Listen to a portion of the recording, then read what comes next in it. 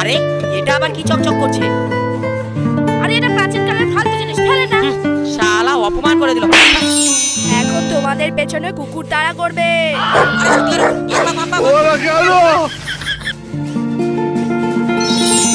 বেঙ্গি এখন ময়রার হোমওয়ার্ক ছিঁড়ে দিবে।